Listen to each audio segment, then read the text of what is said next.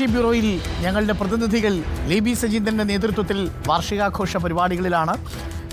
ലേബി, very good evening. എന്തായി, കേക്കൊക്കെ വാങ്ങിച്ചോ? Doctor good evening. ഞങ്ങൾ അല്പം വൈകിപ്പോയി. കേക്ക് എല്ലാം വാങ്ങിച്ച് റെഡിയാണ്. ഞങ്ങൾ ഇന്ന് നല്ല തിരക്കുള്ള ദിവസമായിരുന്നു. ഈ സമയമായി. ഇന്ന് മറ്റേ അമ്മയുടെ വാർഷിക യോഗം നടക്കുകയല്ലേ? ബുദ്ധിപൂർവ്വം പ്രൈം ടൈമിന് വെയിറ്റ് ചെയ്താണ് എന്റെ സർ. മാത്രമല്ല പ്രൈം ടൈമിന് വേണ്ടി വെയിറ്റ് ചെയ്യുമല്ലോ ലേബി.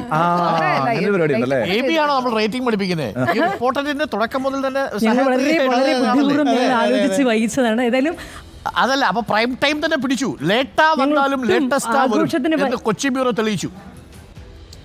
ലേറ്റസ്റ്റ് ശരിക്കും തെളിയിച്ചു. ഞങ്ങൾ എല്ലാവരും ആലോചിച്ച് അല്പം വൈകിയതാണ് പ്രൈം ടൈം തന്നെ പിടിക്കാൻ. ഏതായാലും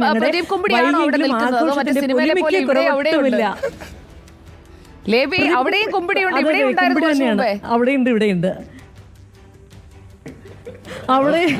അവിടെ കഴിഞ്ഞിട്ട് പ്രദീപ് കുമ്പിടി ഇങ്ങോട്ട് വന്നു. ശരിക്കും കുമ്പിടി തന്നെയാണ്.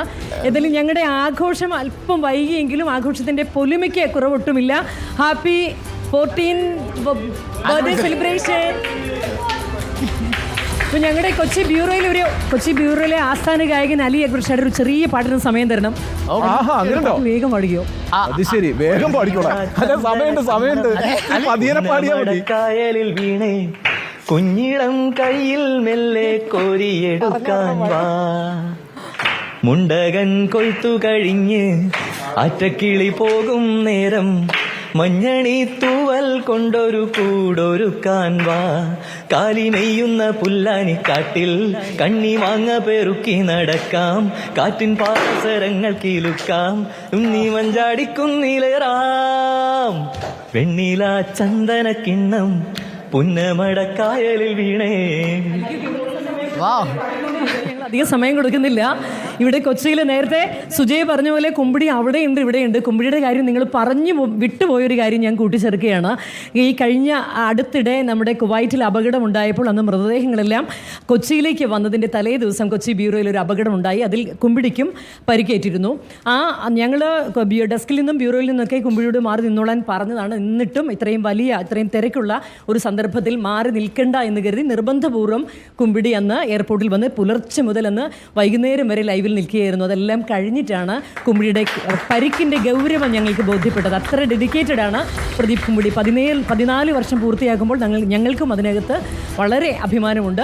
കുമ്പിടിയെപ്പോലെ തന്നെ അത്രത്തോളം ഡെഡിക്കേറ്റഡ് ആയ ഒരു ടീമിനെ കൊച്ചിയിൽ കിട്ടി എന്നുള്ളത് തന്നെയാണ് കൊച്ചി ബ്യൂറോയുടെ വിജയം എന്നുള്ളത് ഈ സന്ദർഭത്തിൽ കൂട്ടിച്ചേർത്തുകൊള്ളട്ടെ. ഒപ്പം തന്നെ ഈ ആഘോഷം പൂർണ്ണമാകണമെങ്കിൽ ഒരു കേക്ക് കൂടി മുറിക്കേണ്ടതുണ്ട്. അതിനുകൂടി സമയം തരണം ഡോക്ടർ അരുൺ. തീർച്ചയായിട്ടും. നമ്മുടെ അർജുൻ മട്ടന്നൂർ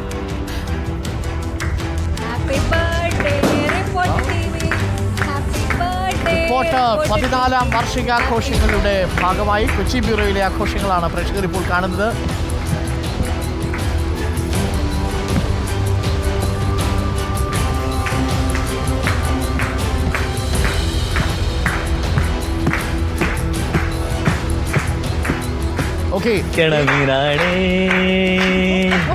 ചാലക്കുടി ചന്തയ്ക്ക് പോകുമ്പോൾ ചന്ദനത്തോക്കുള്ള മീൻകാരി പെണ്ണിനെ കണ്ടേ ഞാൻ.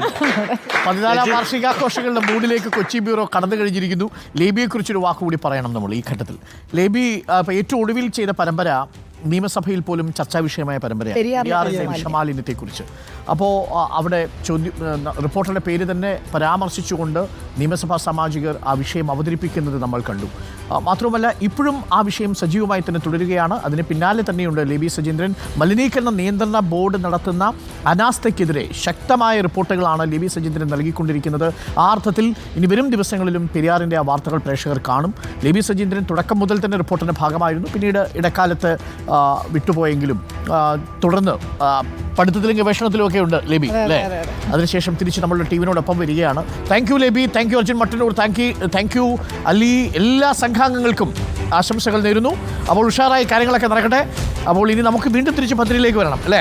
തീർച്ചയായിട്ടും തീർച്ചയായിട്ടും. ലേബിനെ കുറിച്ച് പറയുമ്പോൾ ലേബി ഭയങ്കര അഡ്മിനിസ്ട്രേറ്ററും കൂടിയാണ്. അതെ, കാരണം ഡിപ്ലോമാറ്റിക് അഡ്മിനിസ്ട്രേറ്റർ. അതെ അതെ. ഒരു കുഞ്ഞുങ്ങളെ കൊണ്ട് നടക്കുന്ന പോലെ ബ്യൂറോയിൽ കൊണ്ടു നടക്കുന്നത്. അതിപ്പോ നമുക്ക് നേരിട്ട് റിപ്പോർട്ടർമാരെ വിളിക്കാൻ ബുദ്ധിമുട്ടാണ്. അതെ, ലേബിനോട് പറഞ്ഞാൽ മതി. പക്ഷെ വളരെ ആത്മാർത്ഥതയോട് കൂടിയിട്ട് എല്ലാ കാര്യങ്ങളും കൈകാര്യം ചെയ്തതാണ്. ലേബിനോട് ഒരു കാര്യം പറഞ്ഞാൽ അത് ഓക്കെയാണ് അല്ലേ? പൊതുവേ നമുക്ക് ടെൻഷൻ അടിക്കേണ്ട കാര്യങ്ങളൊന്നുമില്ല. ലേബി അടുത്തിടയ്ക്ക് ഏതോ ഒരു പരീക്ഷ കൂടി പാസ്സായിരുന്നു. ഏതാ ലേബി അടുത്തിടയ്ക്ക് ഏതോ ഒരു പരീക്ഷ പാസ്സായി. എല്ലാം ഫസ്റ്റ് റാങ്കിലാണ് പാസ്സാവുന്നത് അല്ലേ? ഒന്നും പഠിച്ചില്ല എന്ന് പറയും, പക്ഷെ റാങ്ക് ആയിരിക്കും. ഓക്കെ, പഠിക്കുന്നവരങ്ങനെയാണല്ലോ, ഒന്നും പഠിച്ചില്ല.